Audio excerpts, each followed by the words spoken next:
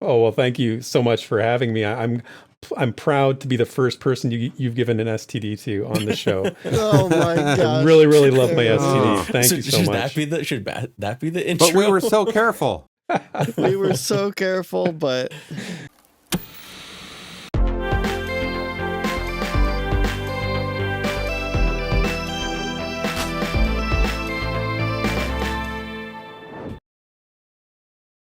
Okay, there we go. It's finally recording for me. This is going to be a mess.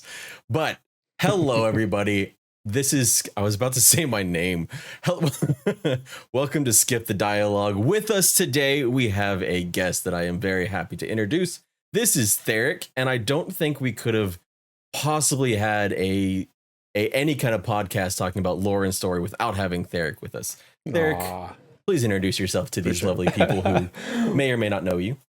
Well, I don't know if I can improve on that introduction, but that was very nice of you. But thank you for having me. Yeah, my name is Therek, and I'm with Pantheon Plus, and I talk a lot about the lore in MMOs and games and RPGs and just what it means to me, and that's something that brought me into the following Pantheon in the first place was the amazing lore behind it. So it's always my go-to, my default, and sort of become the identity that has followed me through this whole thing. So yeah, I'm excited to be here. Thank you for having me.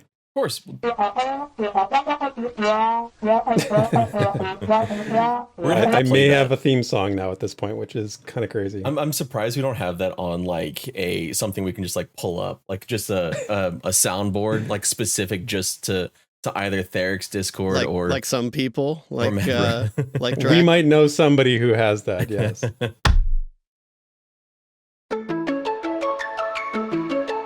2 moons in the sky, I can climb up so high.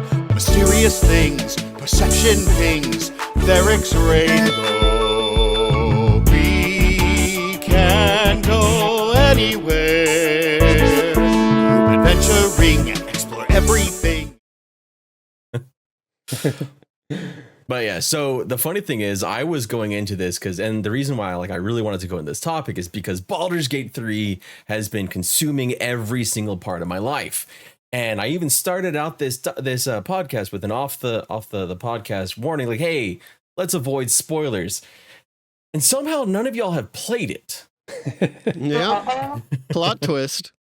It's Rohan here. So, of course, obviously I'm talking about EverQuest 2, the game that I love with all of my heart and soul. What's that? Yeah. I don't think I've heard of that game yet. And for me, I have it, I own it, but I'm waiting to play it until the group that I'm playing my other game with right now, the other co-op RPG we're playing, which is Solasta, until we finish that, because I can only hold one storyline in my brain at any given time. So, and I don't know if you saw, but that was great. Solasta actually, they posted a tweet. I did see that. Yeah, they posted a tweet about, like Baldur's Gate 3. It was good marketing, right? I mean, Solasta is based off of, it's very, if I remember it correctly, it's very like faithful to the D&D 5e rules, like 100%, like perhaps even more so than Baldur's Gate 3. But I played it on stream briefly, and I know y'all have been playing it for how long have you been? A couple months now. Yeah. We've been having so much fun with it, Yeah. and it is. I saw that tweet, and I was very impressed with their marketing on that. Yeah, it's such a close comparison. Like if you like Baldur's Gate 3, you definitely would like Solasta. So I'm doing it that way. We're doing that, and then we'll move on. So yeah, I think that's probably not to throw any shade at Solasta, but I think that's probably the better like order to go in, to go with Solasta and then Baldur's Gate 3, because the Baldur's Gate 3 has been it's a top 3 game all time for me already. And it's interesting being a content creator, as y'all know, about a lot of times you're thinking of games in terms of content and what to make and things like that. But there's Baldur's Gate 3 and the story and lore of that game pulled me in so much that I saved it as a game for myself, a game that I wasn't going to stream. And so I'll stream multiplayer at some point, but a game just for me. And I think the first day when it came out, I played for about 12 hours straight, and I had to leave for a flight the next day. So that was a fun trip. Like Well, you know what else I is- knew Baldur's Gate 3 was gonna like was super good. And like I said, I haven't played it yet, but the biggest testimony to me is that I have a friend in real life who isn't into fantasy. He's more of like a space guy, first of all. So he just got into D&D with some buddies, but like he refuses to learn any of the rules. He just kind of like shows up, and he has started his own solo campaign with Baldur's Gate 3 after they played as a group together. Like they kind of roped him into it. And then he's like, man, I think I'm going to do my own, like, I'm going to play this on my own now. And I'm like, he's giving up Starfield for this. Like, that's incredible. Delaying Starfield, right? Like it'll happen. Well, yeah, he's got Starfield, but he's not really. He's like, I'm just gonna let it launch and kind of see how it goes, you know. But my son, who's 19 years old, has never been into fantasy, never read a fantasy novel, never played an RPG, says to me today, he says, "Hey, I'm thinking about playing Baldur's Gate 3." I was blown away. I almost jumped through the roof in joy. Were there tears? There was a single tear coming down my cheek. You are my son. You're my son. You know what I said to him? I said, I will buy it for you. I will purchase this game for you, and if you will play it. And then he said, well, hold on, don't buy it yet. I'll tell you when to buy it, because he's still like, he's not sure yet. But he's heard such good things. Like, that's the power that, you know, we want to jump into the topic, like, but lore and story, like, pulls you in. It gets people into games that they wouldn't normally be into. It's amazing. I think that's like there's been so much talk about this game, and I think there's a couple different things going for it. Of course, like the immense amount of work and everything that went into the game itself. But if you're looking at it from like a lore and story perspective, the story is incredible, like what they've done with it. And like, I have some thoughts on that in general. But if you think about the lore part of it, this is like 50 years in the making in some ways. I mean, you go back, Forgotten Realms came out and it was like late 1960s, I think, is when it first came around. I'm probably not correct on that, but when the first like campaign was made, right? And then you have all the books that have come out since then, the 30 something books by R.A. Salvatore alone on Drizzt Do'Urden, you know, like it is. There are people that, like myself included, that have loved the world itself long before Baldur's Gate 3 came around. And that's not even getting into the fact that it's the third game, right? There's 2 pre-existing ones. Yes. Yeah. And that's why when it was announced and they started talking about its release, and, you know, people were saying, oh, they're going to do like they could play it ahead of time, play chapter 1. I was like, this game's too important. I played Baldur's Gate 2. It's in my top 10 list games of all time.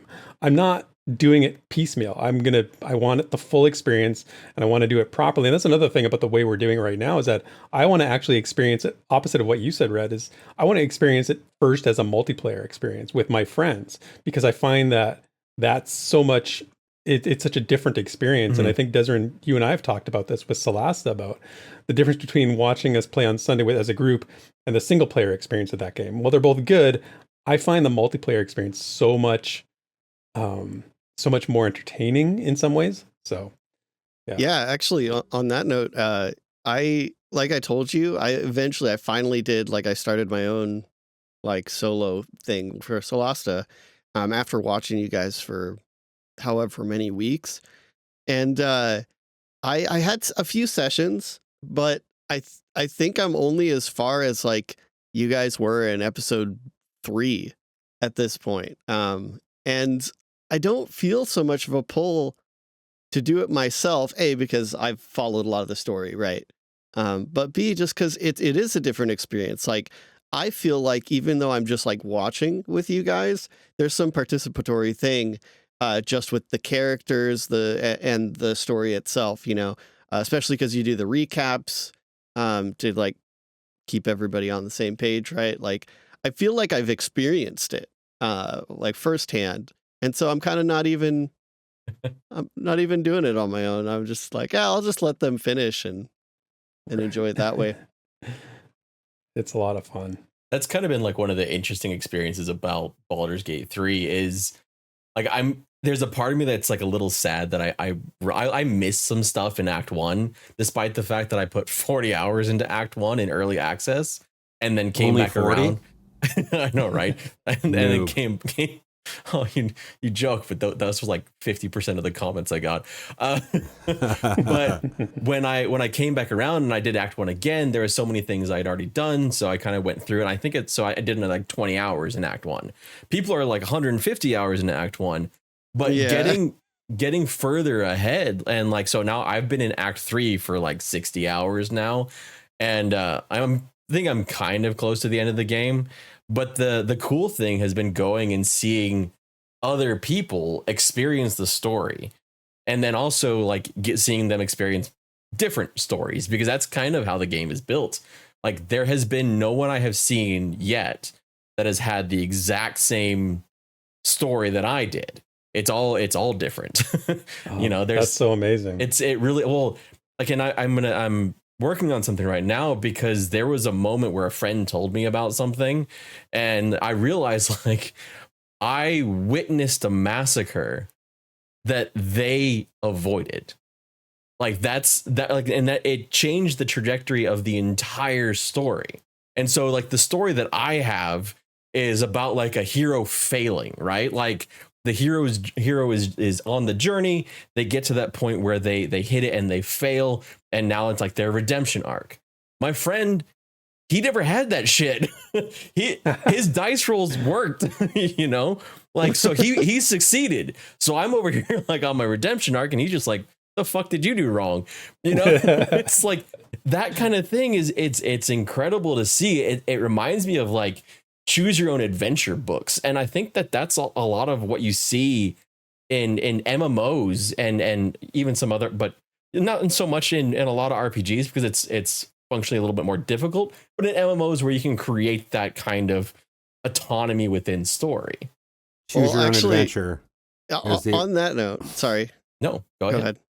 I was just saying it's the original save scumming for me. You look to go to page 19. Okay, what do I get on 19? Okay, you I didn't don't like that from one. The end? Let me look at 35 and see what I get. Okay, that's a better one. I've never heard of someone save scumming a book. Yeah. Oh, I did that. That's exactly what I did. Oh, really? Desryn, you said you started at the end. What did you do? What are you talking about? No, that's a joke that I've seen lately about like choose your own adventure books. Is some folks are saying like they actually started at the end and then like worked their way backwards because they wanted like the ending that they wanted first, and then worked backwards. Incredible. I didn't do that though, but I mean, was it R.L. Stein's series? Goosebumps. Mm-hmm. Yeah. Goosebumps. Oh my gosh. And like around that kind of age for me, I had probably like 3 or 4 different like series of choose your own adventures, because I enjoy that a lot. I actually downloaded just a couple weeks ago on my iPad there's the digital versions of, like, there's tons of the Steve Jackson game books that you can get on the App Store or whatever, and probably everywhere, but like they're still fun.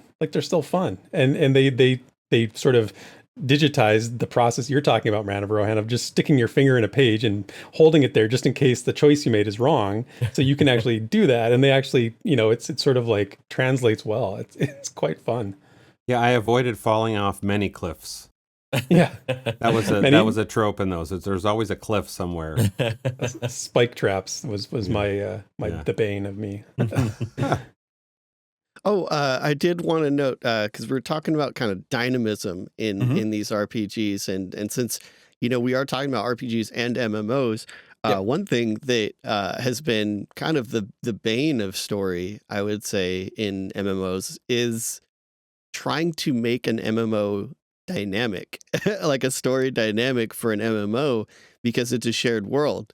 In Baldur's Gate 3, you can have all of these very like diverging stories because it's all contained in their campaign. Their save is a certain way. But MMOs, I would say I don't know of a single one that has managed to do that. Can you guys think of any good examples? I I think that's the difference between lore and story, really, to me, is because the lore is representing, it isn't representing, it is those artifacts that create the world. The story has plot. The story has, I've got events that happen within a story. Yes, that can go on to create lore, but lore is almost always a historical experience of the world. And this new thing is really big. I keep hitting it with my thumb. This new mic thing. So if you hear it on the thing, I'm sorry, everybody. That's what she said. I debated not adding it, but I was just like, let's make it not timely so it's even better. So go ahead. The closest thing to what you're talking about, Desryn, in my experiences anyway, is Guild Wars 2. And the closer you get to doing something like that, the more of a single player game it becomes, in my experience. Yep. Guild Wars 2 has the personal story that you go through, and there are different outcomes to the personal story. Correct me if I'm wrong. Maybe I'm wrong. Pretty sure that's the case. But it's also the closest thing to a single player MMO that, or at least as close as I really want to get to a single player story in an MMO. And I think that's the problem, is that I don't think anybody has ever successfully grafted the dynamic storytelling of a single player game like Baldur's Gate 3 or others onto an MMO. And I don't even, it's to the point where now I don't even know if it can be done. I really don't even know if it can be done. So there's this, I'm listening to y'all talk about this, and there's some interesting things popping up in my head, because I'm thinking of like shared experiences within a world being like a server. And so I'm thinking of like World of Warcraft was actually really good, usually leading up to expansions, of having these events, right, where they would change things like sieges on Orgrimmar and things like that were major changes to the world or whatever was going to happen. But they were all like predetermined, right? EverQuest had similar things early on. You had the in Kithakor Forest, there was an event with Lannis and was it Furiona V at the time? I don't know, but there was an event that happened, and so you witnessed that event. And so there are like things that are dynamic and changing that you're actually witnessing. So you're witnessing part of the story as it's happening. But the funny thing is, there actually is an MMO in development that is really talking up the ability to do exactly this. And that's what Ashes of Creation is talking about. Ashes of Creation is talking about stories that happen or don't happen. And that's kind of what Baldur's Gate 3 is. It's, did you do this? Then this is going to happen. But it just like it's not nearly as simple as that. It's more like, did you do A, B, C, D, E, F, G? Because now you're going to get Z. So there's a lot more to it. But that's kind of what Ashes of Creation has been talking about, with this server is going to advance this node to this point. This other server is advancing this node only to this point. So the story from this one never actually happens on that server. And it changes the world and the story of the world. So instead of like being just a single player story, it's a server story. And I think that's probably the closest you're going to get, and without like, actually just cutting off the story completely, which is kind of what a lot of MMOs do anyway. You have the single player part of it, and then you have the rest of the game. And what Ashes is doing is if they can pull it off, is probably the closest thing you get of having. I really hope they can. Me too, because that's what drew me to EverQuest 3 or EverQuest Next. Excuse me. Excuse me. Not 3. There's a difference now. There wasn't, but now there might be. We'll see. Whenever I was looking at Ashes of Creation, like they're just making EverQuest Next with PvP. Oh, yes, they are, and better graphics. But the thing is, I think a lot of those folks, not a lot, there are some folks certainly from that team that are working with, whatever the company is. I can't remember right now. Sorry, company. Intrepid Studios. Intrepid Studios. Thank you. I just couldn't remember. But yeah, I mean, I saw that. I'm like, oh, that is so cool. And that's really what I was excited about. There's a lot of other things, whatever, the AI, but the ability to, as a group on a server or in an area of the world, be able to change the world enough that now that change is more permanent. and others who may come to that area now can experience that as a part of the world. That was really super cool. And man, I hope they do it, because it would be great. I'd like to see it work, you know, and I'm skeptical in some ways. I'm hopeful, but also skeptical in some ways. You know, one of the things, because I don't know Ashes as well as I know Pantheon, one of the things Pantheon has talked about, and it's more centralized on your character, about the different choices you've made, the different flags that they call them, right? That your character has, whether it's you're wearing a certain piece of gear or whether it's you've explored a certain area, all these different experiences that your character accumulates in different flags trigger different things, you know, and that's really interesting to me because that's keeping it within the world and keeping the world dynamic, as you said, does, without affecting the rest of the world necessarily. But then again, it affects your group, it affects the people you're playing with. If it's a social game, you know, the things you've done will inevitably affect other people that you're with, at least. So it's such a tricky thing to do, and I don't know how it can really be done. And when I was sort of like contemplating this aspect of MMOs and lore and story, you know, I was thinking about like, and you guys might laugh, but like, have you ever been to an escape room? Yeah. You know, with friends or with your family, right? I'm terrible at them. So am I. Totally terrible. My wife is awesome at them. We start great and then we devolve real quick into a bunch of bickering idiots. But so you've got like this, think of the escape room as like the MMO world, right? You've got all these puzzles, and when you do one, it changes something else. You're working towards a goal. There's sort of an overall theme to what you're doing, whatever it is. Now, it works well with a group of 6, whatever, 4, 5, 6, 7 people, friends, family. What if you were trying to do that in a mall with hundreds of people? It doesn't work, right? Like, that's sort of the analogy that came into my brain when I was thinking about why this hasn't happened yet. And it's like, because that's chaos. It's chaos at best, and it's madness at worst, right?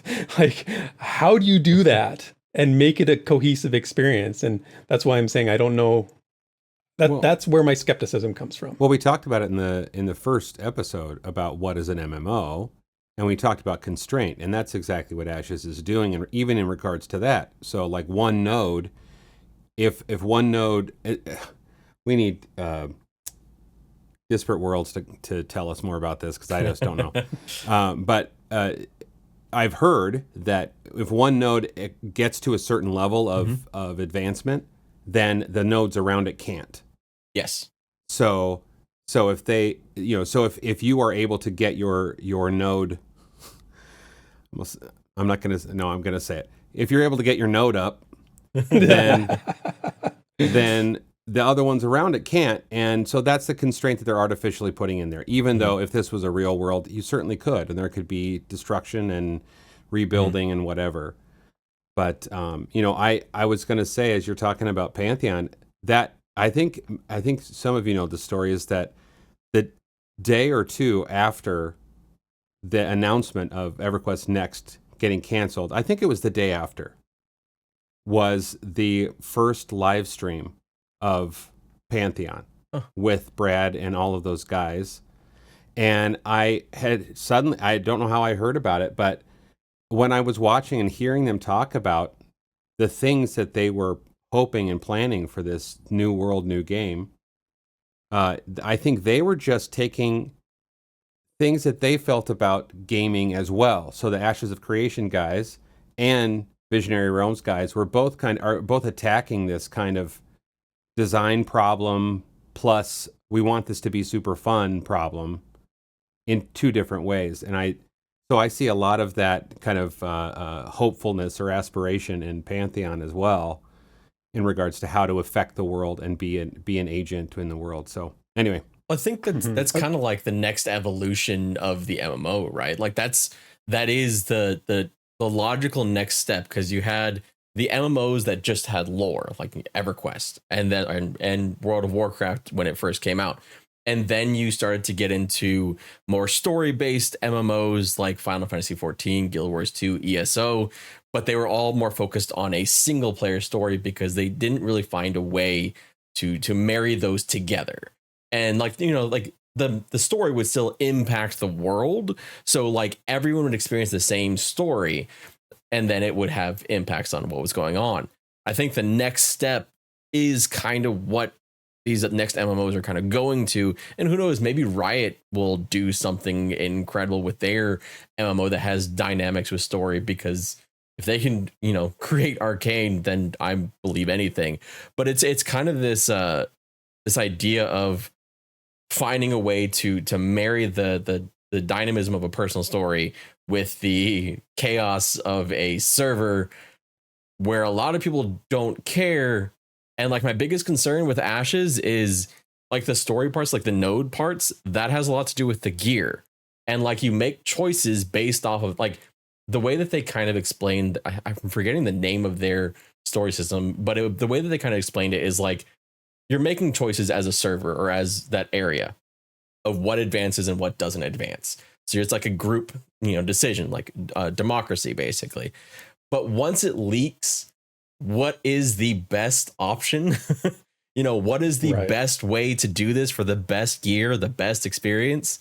And people are going to min-max the story, because that's just going to, so then you're going to have multiple servers doing the same thing because that was the way it worked. So they have to find a way to balance where there isn't a clear option. Yeah. Okay.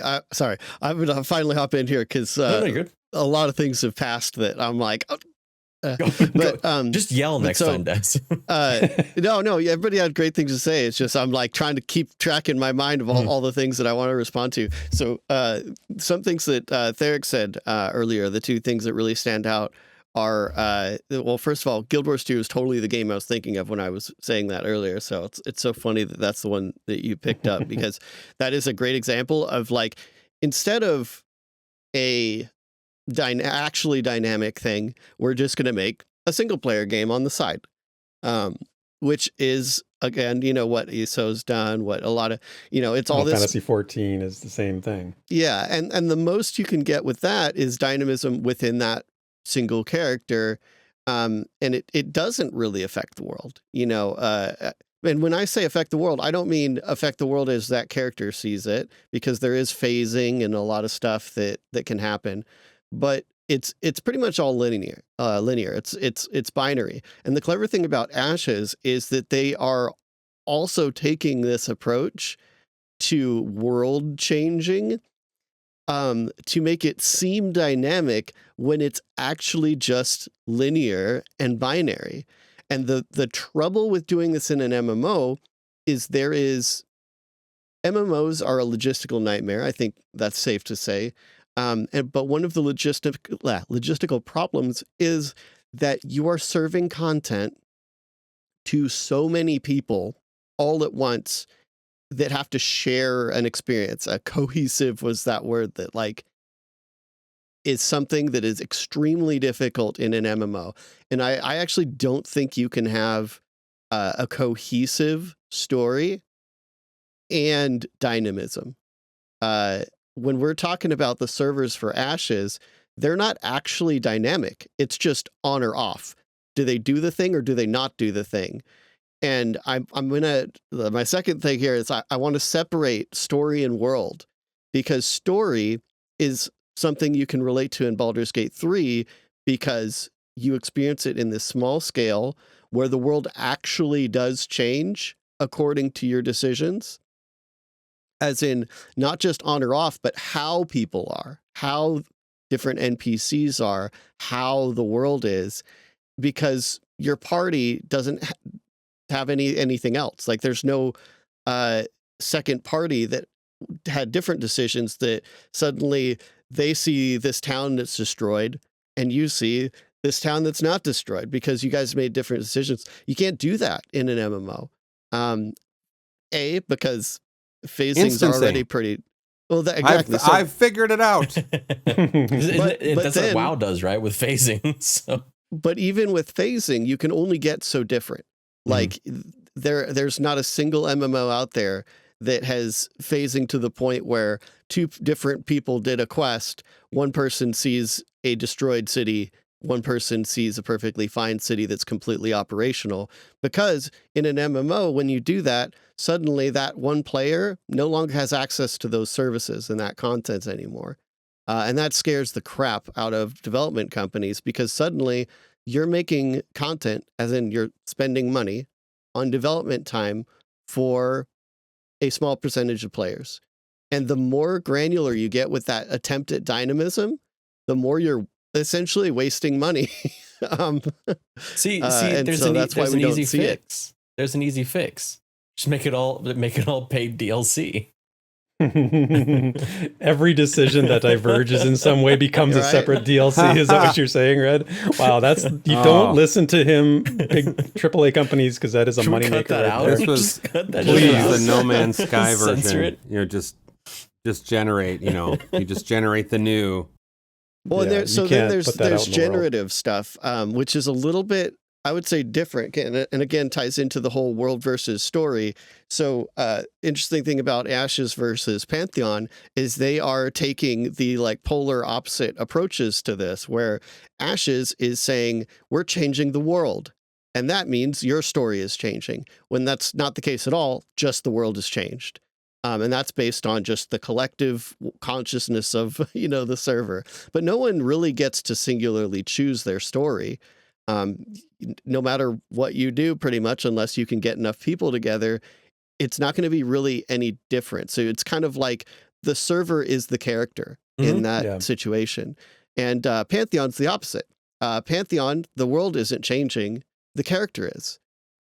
Your character has all these flags that can change dynamically, and that kind of changes how people respond to you, but that doesn't break the world so that other people can't experience it.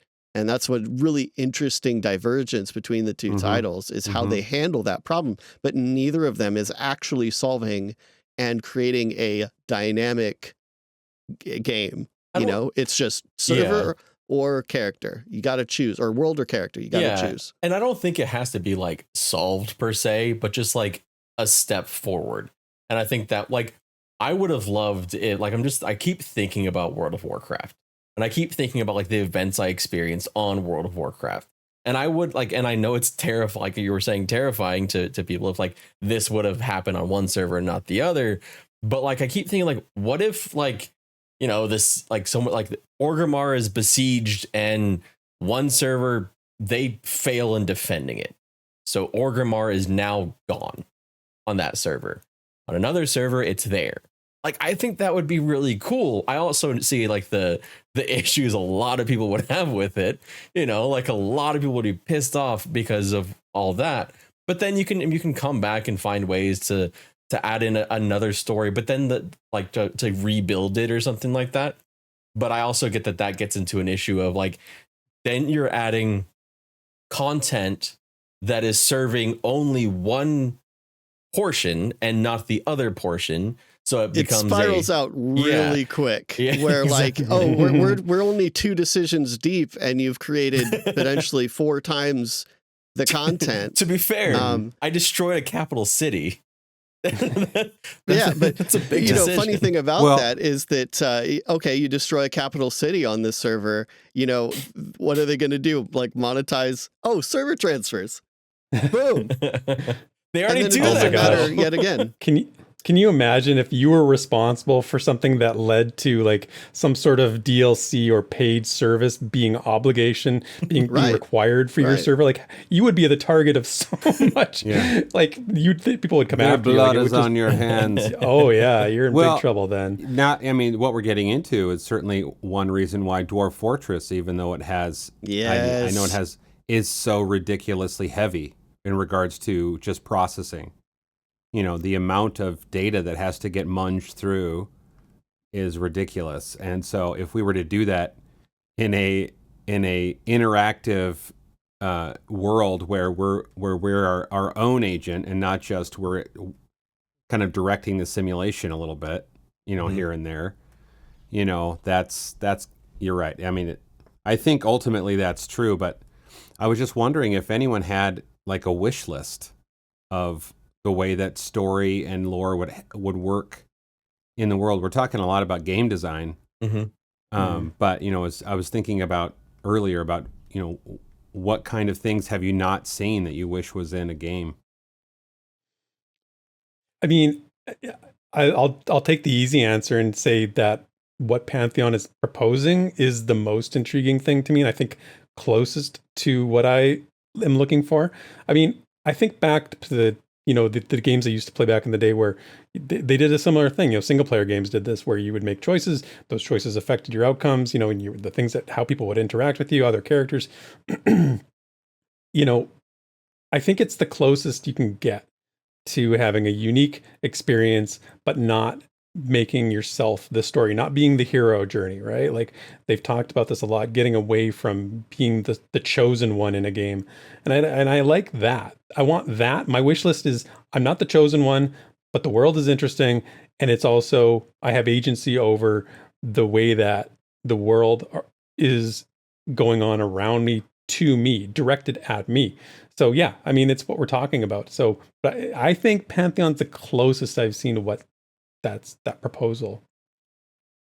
It's interesting because like you didn't mention just MMO, so I was thinking RPG as well. And I think if you would have asked me this question maybe a month ago, 2 months ago, I probably would have like had a whole list. But right now, my list basically is what Baldur's Gate 3 has done. Like what they have done with storytelling is kind of like everything that I imagine good storytelling to be. And it's just like because and they're having the same kind of issues with CPU processing too, by the way, because there's so many different things. And it sounded weird at first when they came out with it, like, yeah, there's 17,000 different endings. But then when you get to get in the game and kind of see just how many things you can do differently than other people and how it has ripple effects. I'm not going to sit here and say it's perfect. It's not. There are decisions you make that should have a larger impact and decisions you make that should have a smaller impact, and they just seem to not. But that's, I think, just a limitation. But I think like just like the expansion of what Baldur's Gate 3 is doing would be the ultimate perfect storytelling in a game for me, period. Because it centers you as having agency, but it also gives you moral questions. It gives you the options of messing things up. That's why safe scumming is such a big thing. Yeah. But then it also, like, sometimes you don't even know you messed up. You find out later because someone else didn't mess up. Or there's a whole thing that you missed because you didn't go this one way or say this one thing. And I think that's where a lot of games in general get caught up, is that extra work on things that people may never see. And that I think is hard to swallow. It's like you said earlier, Red. The thing that you said that really I picked up on was in an MMO, people, like when you play a single player RPG and you're making choices for various reasons. You're making choices because you like the narrative of a character, a story arc. You want to see something play out, or maybe you like, just there's a multitude of reasons, but always in the MMO, you're always making the choices that lead to the best gear, the best, the progression, the way that helps progression move forward the most for your character in terms of power, overall levels. I mean, and when you put that to the masses, it's only amplified, like you said. So how can you do that? How can you make a MMO that has dynamic story choice that isn't just what's best for everybody from a power standpoint, right? Mm-hmm. It's really tricky. I think that's where, like, I was going to say, I think that's where like the MMO makes it more complex, because I'm not competing against anyone in Baldur's Gate 3. Right. I'm like, right. Just like, you hit on it. That's it. It's the competition. Mm-hmm. That there is a chance for competition, and the human condition certainly leads all of us, especially the males of us. I don't want to generalize too much, because there are competitive people all over the place. But my wife. But somewhere, Aaron Ellis is freaking out right now. She is a competitive player. Yeah, so there are lots of competitive people out there, and so once they get into any chance to be competitive, that can easily take over. And so therefore, what am I going to sacrifice? Am I going to sacrifice living as an agent in this world? Or am I going to go to the dungeon? Am I going to go on the raid? Am I going to go do this so that I can be more needed or more praised or more whatever by the, so then it just drops out. just almost completely, and then click first option. Yeah. Okay, we skip the dialogue. Oh, Have any of you guys heard There of you go. or Wait, there. Skip the dialogue. Well done. nice? Have any of you guys heard of or played a game called Book of Travels? You know, Heard of have Not you heard of yet. this? It's Have on not my played it. wish list. Yeah. Yeah, I've heard of it too, and it's on my wish list too. It's supposedly it's an MMO. They call themselves a tiny MMO, although I'm not sure exactly what that means. But it's an MMO with only story and narrative. There's no and socialization. There's no combat. There's no progression. There's no competition. But it's an MMO that's 100% story and narrative. So it's always intrigued me because I think that that's something new. That's not something that I think we've ever seen before. And I'd be interested to, I do want to try it at some point, although it's, finding time for a game like that these days is tough, but Yeah. yeah. Can I throw a really kind of random one that just popped in No. my head about like how this? Yeah, okay. No. So, Sea of Thieves Okay. comes to mind. Sea of Thieves does not have progression Mhm. in the traditional sense, and the way they release their content is by way of here is a like story pack, and the entire game is just kind of, do you want to go and experience this story pack, more or less? Mhm. They just released a Monkey Island remake, and see if that has made me want to play that game so badly because I loved The Secret of Monkey This Island. is so fun. Like I missed this because like so one of my favorite streamers to watch is Mr. Guybrush. It's, if you played Monkey Island, you know that name.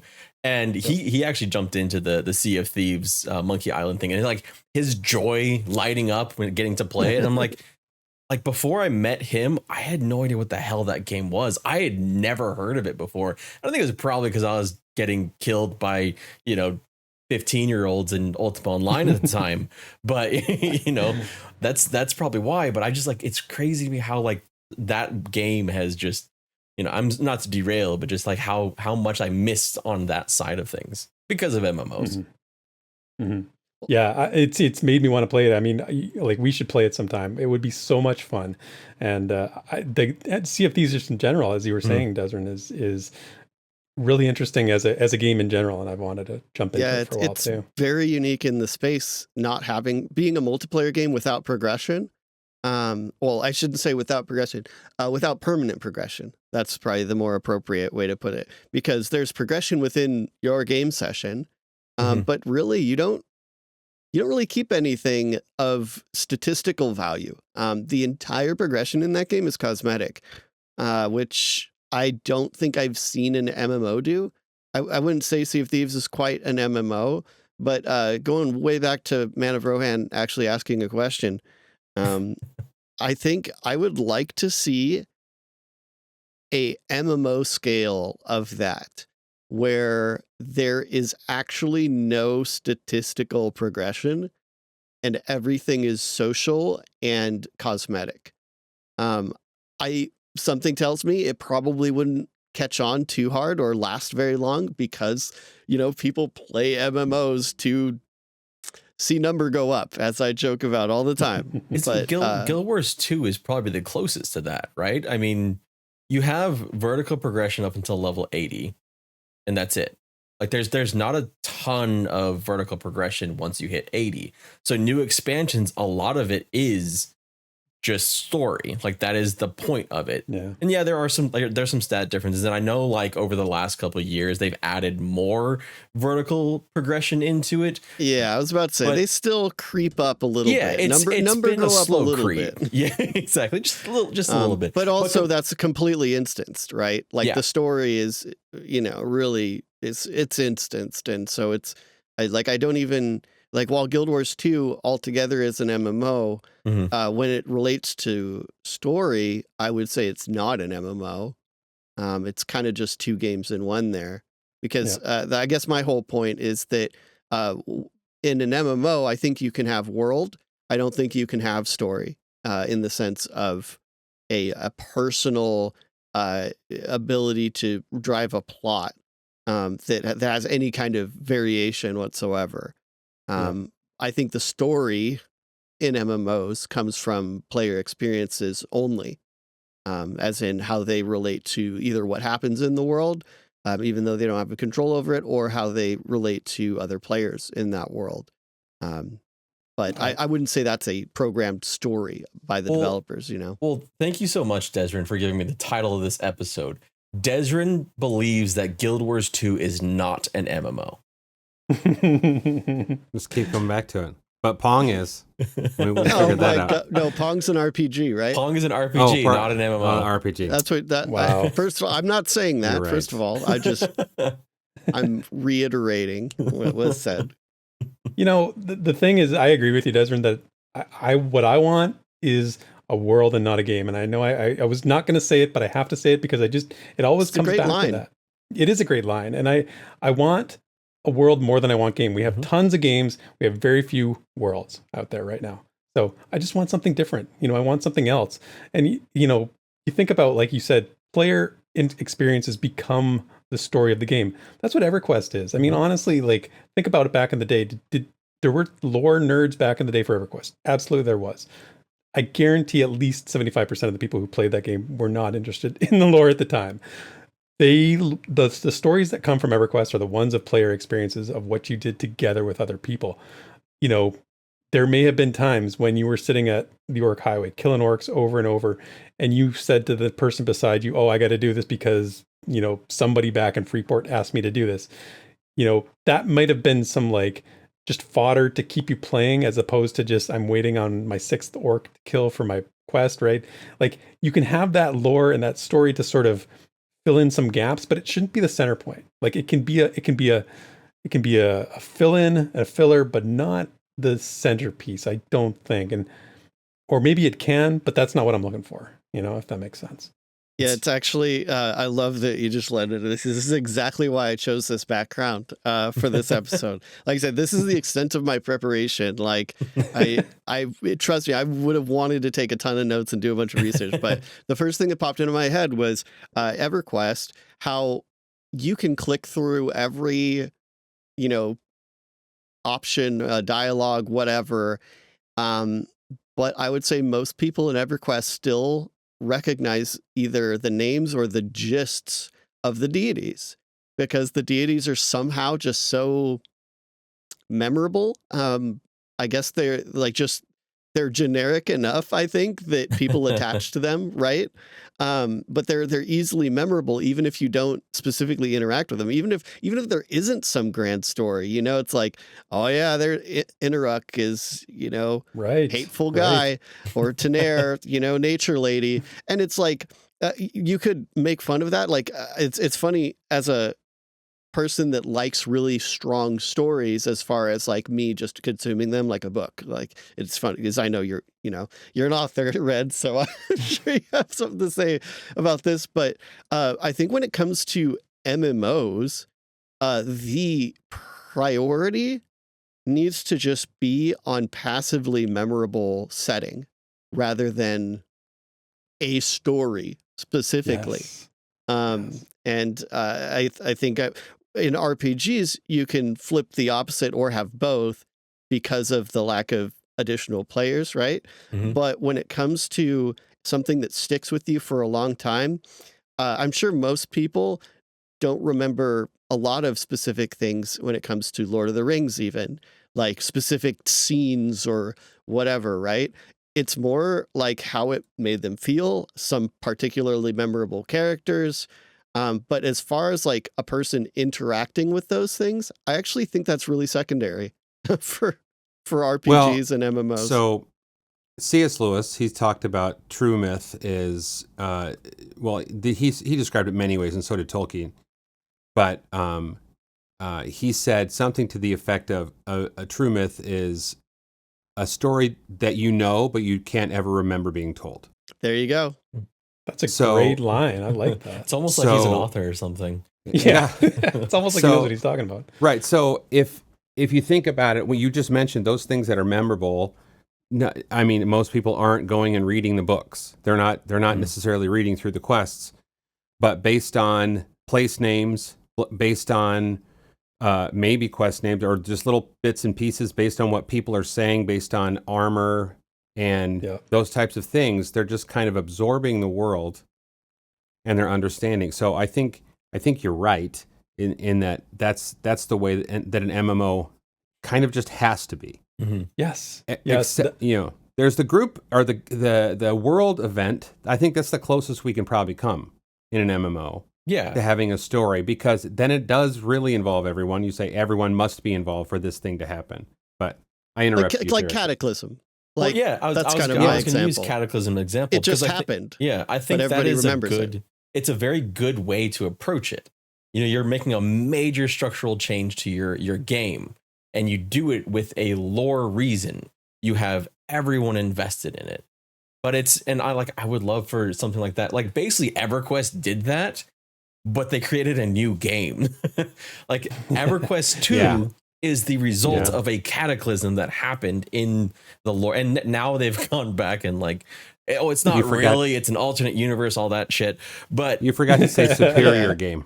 You forgot to say superior. So, okay, I was going to mention this because I played there's a story I've told a couple times. Like the reason why I wrote books, right? I got into writing in the first place. Why I got into fantasy was because of EverQuest. Because EverQuest got me so interested in the deities that I was like, hey, this is really cool, which then got me interested into Greek mythology, which then got me interested into reading fantasy books like Dragonlance. So EverQuest was and their deity page. I had that shit printed out. I took it to my classes. It's the reason why I don't know Spanish. I just loved it so much. And then the funny thing is then EverQuest 2 comes around. I'm so excited about this game. I'm really, really eager to get into it. And they did a lot of things right, but they got rid of every single deity. They're like, you know what? All that stuff, all that magic, screw it. We don't need it. And they eventually have But come here's around, a broken moon. Yeah, exactly. Here's a broken moon. We also killed all the Vashir. But also the ogres got to be smart again because their curse was ended. If they had lore, I read it all going into EverQuest 2. Yeah. You can still go find it. It's still on their website. You just have to search for it. Which, funnily enough, they actually did remove the deity page from the EverQuest site long before EverQuest 2 came out. I was like, why? Because no one cared. I cared. Well, and that's exactly right. You're demonstrating what the imprint that a world has on you, as opposed to when you played EverQuest 2 for the first time and you did your first dungeon, what that storyline of that dungeon was. It's a lesser experience than just the grandeur of the world, and when it got taken away from you, Red, or when it was transformed in a way that was, shocking. It was impactful, right? So you were connected to this world. So and we spend our time, mental resources and energy are valuable. And if you spend your time learning the lore, learning the world, that's so rewarding. And that's been my trajectory is when I play Pantheon, I want to feel so connected to the world because I know it so well, and that's been, so I'm sort of missing out on what you did, Red, with what you did with EverQuest, because I didn't do that. I'm trying to recreate that experience now. Hopefully they don't destroy the world before the game launches, but hopefully. Sorry. Go ahead.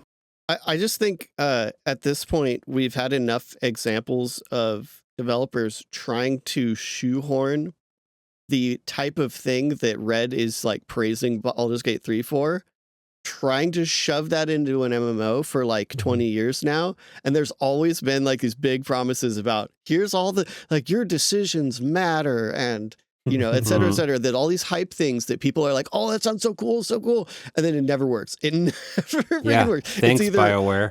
It's either a separate single player thing like Guild Wars 2.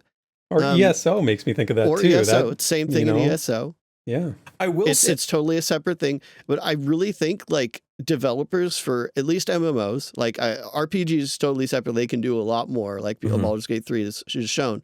But we need to get off that. I truly think it is impossible to actually serve that kind of play style to an MMO. And I think we really need to get back to the world first kind of like I mentality. I almost feel like Star Wars: The Old Republic, because you mentioned BioWare, and it was on to something. And I think they were on to something because originally it was the class story, right? It wasn't everyone's story. It was the class story. And they made it too BioWare. It was too RPG to really work in an MMO, which is why a lot of people consider it like the whole single player. It's the Knights of the Old Republic 3 as an MMO, but not actually like the whole part of it. And everything I loved about Star Wars: Old Republic when I played it all had to do with the story. It had nothing to do with the gameplay. I did enjoy the PvP, but that was about it. But the I think Football. like exactly. Hey, that was cool. Okay, Yeah. that was new. It was fun. Yeah. But I think like when you like if you take the story and like shrink it down, I think it works. Like Nectropo's Castle in EverQuest 2, it's a story. It's a creepy story, but it's still a story. Also EverQuest 2 with the Halloween events that they do. And what is that? What is the thing that happens in Loping Plains? Y'all probably know what I'm talking about. There's Loping Plains, the werewolves and all that stuff. Oh yeah. Well, there's yeah. Castle Mistmore. Yeah.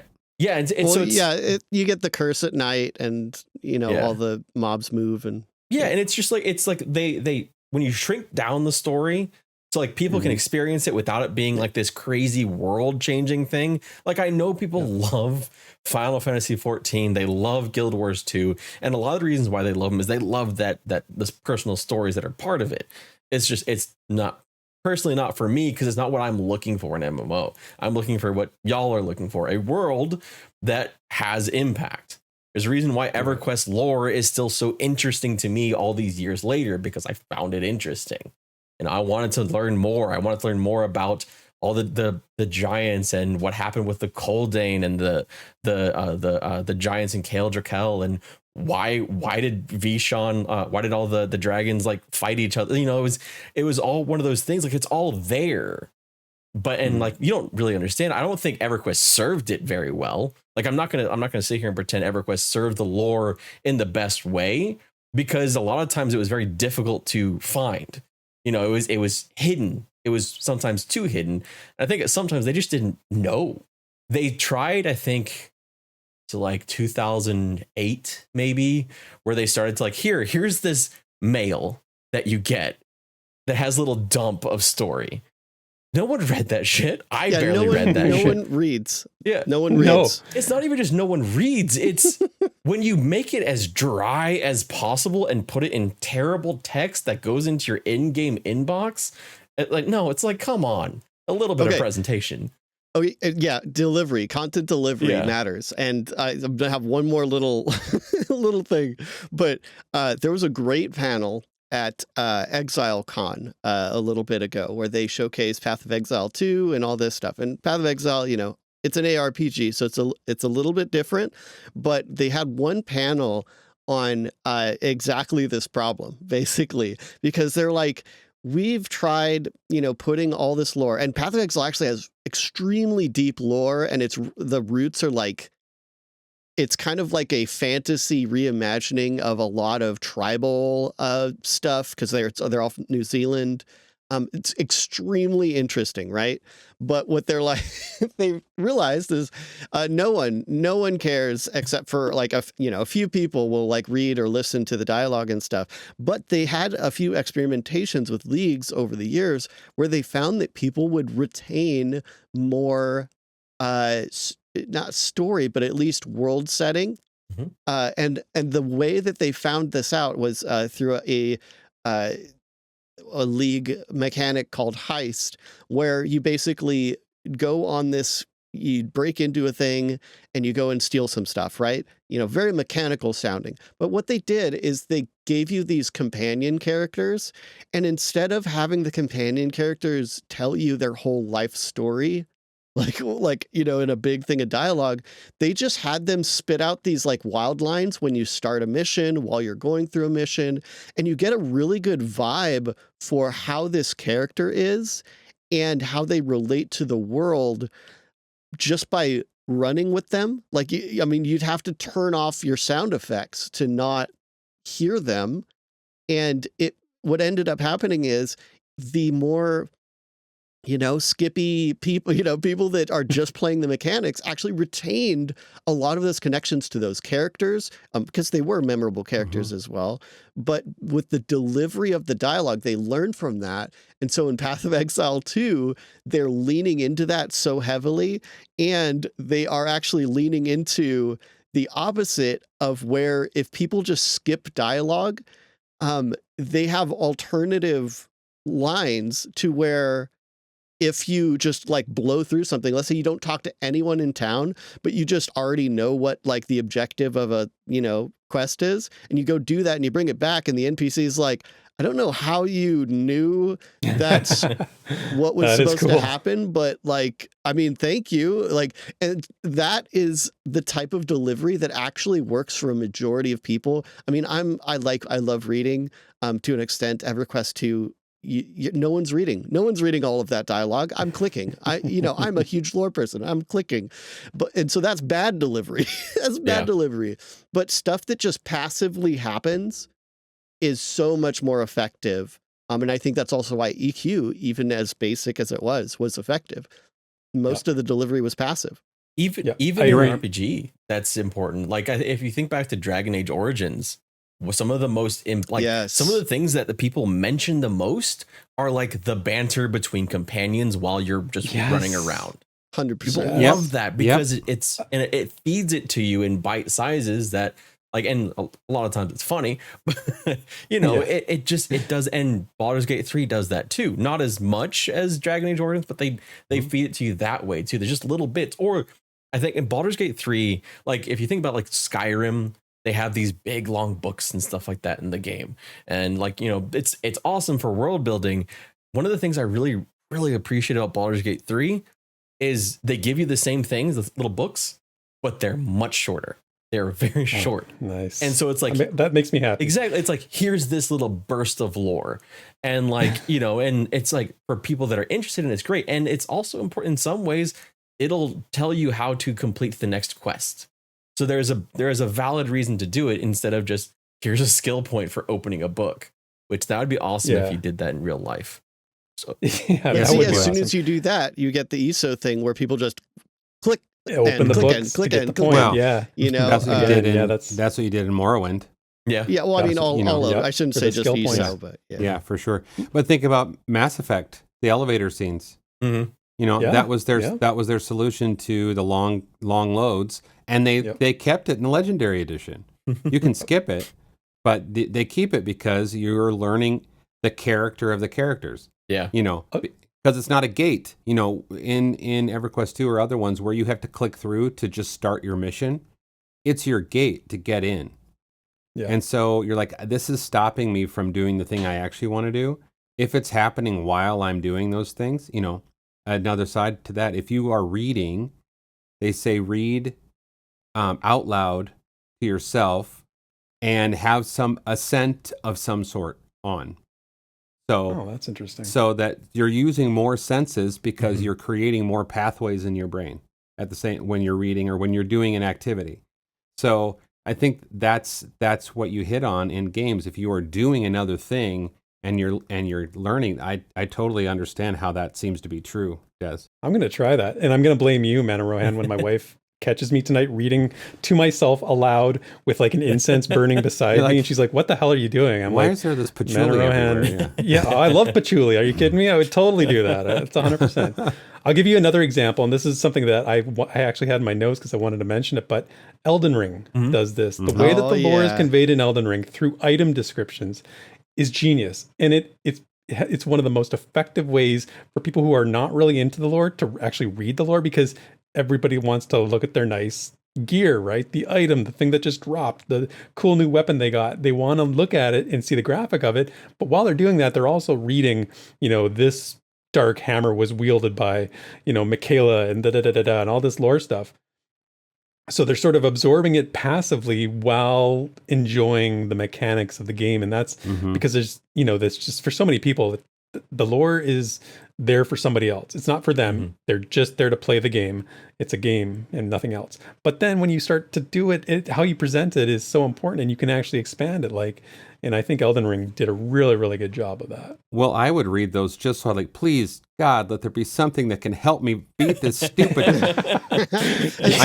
Sometimes you're scrolling. You're just scouring. I'm like, oh no, I can't beat this stupid Margit.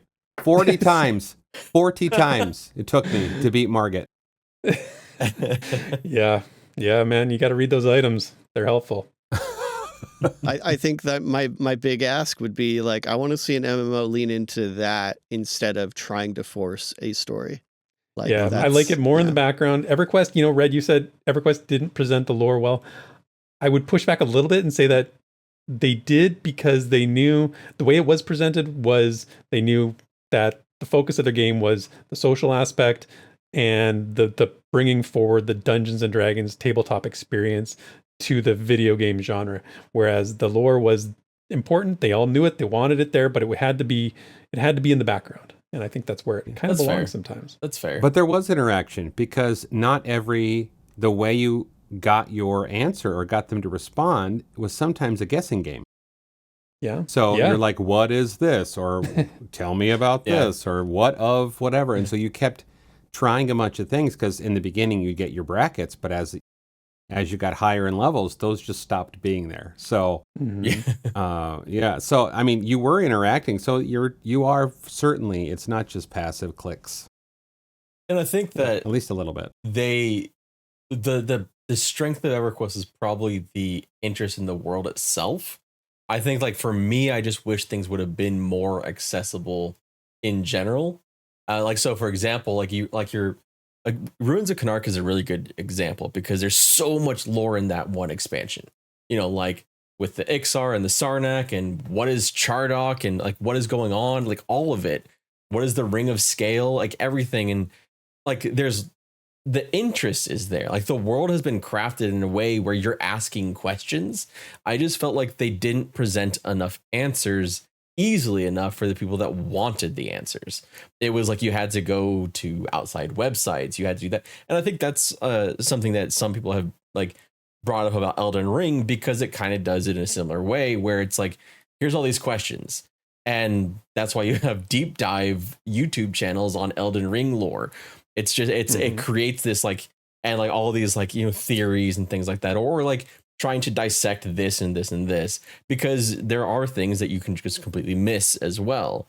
And there's like, I think there's like a balance there, where I think like the surface level lore and then having a deeper lore under that is fantastic. Like for me, EverQuest, if they would have had, and I think they did it for a handful of items, or maybe I'm just confusing with EverQuest 2, but like a couple items had information on them. And like you had like, so there was like the item itself had its own lore. I just wish it would have been on more. Yeah. Agreed. I think they should have leaned into that. Yeah. 2 has a few. A lot of them are just memes though. Like Dawn Fear the Reaper. And it's like, what? I didn't even know about that one. Shard of Fear. There's a side that drops called Dawn Fear the Reaper, and that's the wow. That's the wowification of EverQuest too. Oh yeah, totally. But like the descriptive text on that item, which again EQ2 only has descriptive text on like a few pieces of gear. It's like Latin for like more cowbell, and it's like. That's so lame.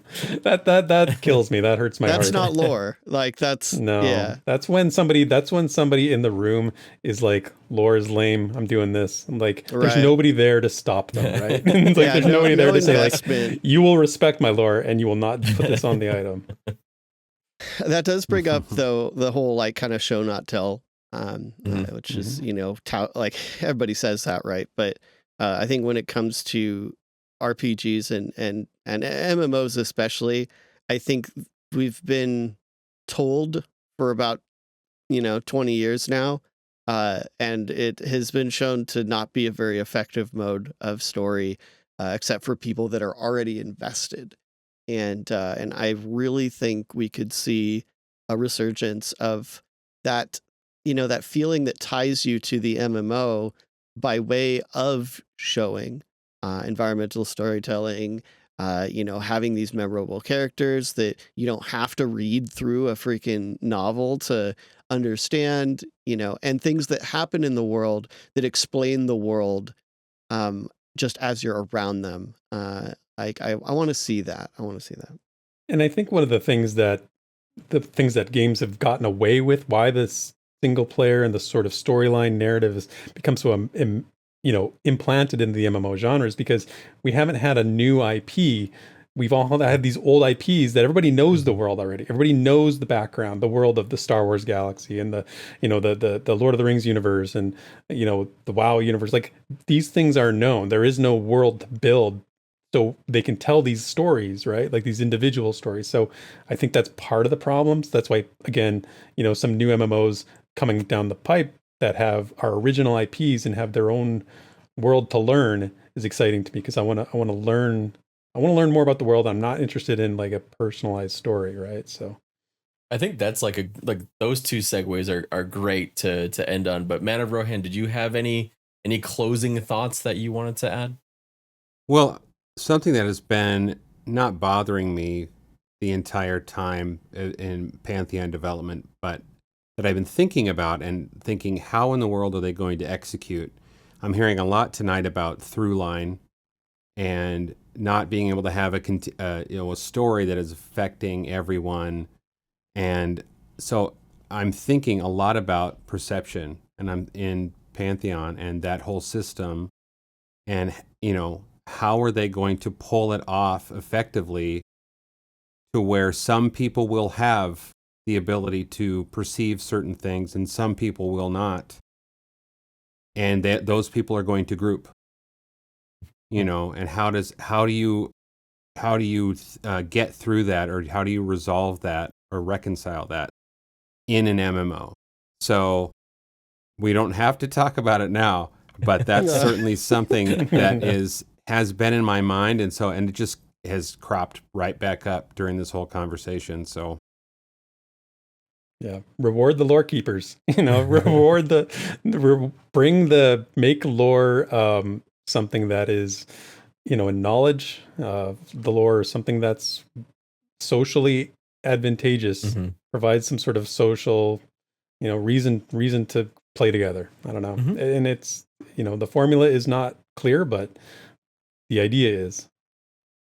I think that's pretty much it. I mean, like for me, just the seeing how Baldur's Gate 3 was able to handle story in a way that I didn't really even think was very possible in even a single player RPG has been reinvigorating. And I hope at some point we get something like that for the MMO genre, where we get an MMO, any MMO that does lore in a way that can kind of fit that nice middle ground, where it's fed to you in a way that if you want to know, and it also doesn't act like we were talking like I think it was Man and Rohan talking about like being a gate, because being a gate to the content, I think, is why so many people skip the dialogue, because you do want to just get to the thing that you wanted to get to, and when this is put in front of you, like you can read this, but it's not actually going to benefit you in any way, and it's stopping you from doing this. It becomes an annoyance for a lot of people. Yeah. All right. You got it. Anyone, Therek, anything you want to shout out that you're working on Solasta? Yeah, I mean, I'll just wrap up. I had one more final thought, just to say that good writing in a game is rare. I mean, besides how lore is delivered, besides how it's integrated in the gameplay, good writing is rare. And again, Pantheon, the lore, the writing is amazing. I highly, highly recommend people check it out, because it's different and it's better than the most. It's better than almost everything I've seen. So agreed. And if the game sucks, you never get to see the good writing. And I think a lot of games stumble with that aspect too. But yeah, no, I mean, just in terms of shout out, yeah, like we're playing Solasta on Sundays. If you want to come watch us play and chuckle at the dialogue, because the dialogue in that game is, how would you describe it, Desryn? a little bit awkward choppy, sometimes. A little choppy. Yeah, a little choppy's the way to do it. in a comical but endearing way. Often, Comically but endearing way. It is absolutely hilarious. And so yeah, that's Sundays noon Eastern on our YouTube channel, on the Pantheon Plus YouTube channel, with me and Sparrow, Grogu, and Fate, and we have a great time. So I'd love it if people could come out and watch us play that, because it's what we're talking about here. So yeah, that's that'll be linked down below for sure. It always is. Pantheon Plus always is, because Desryn, but it'll be down below as well for Therek. Awesome. Well, Therek, thank you so much for joining us. You are our very first guest on here. We wanted to get make it a little bit better by just us messing around and being us before we brought anyone on. But you were always a target we wanted to get on this podcast. So thank you for being so willing to join us. Oh, well, thank you so much for having me. I'm proud to be the first person you've given an STD to on the show. Oh my gosh. I really love my STD. So thank you so much. Should that be the intro? But we were so careful. We were so careful, but all right. Thank you all so much. We'll be back with episode 4 next month. No idea what the hell the topic's going to be. Probably something controversial. But thank you all so much for joining us, and we will catch you all later. Bye-bye. see y'all. See ya.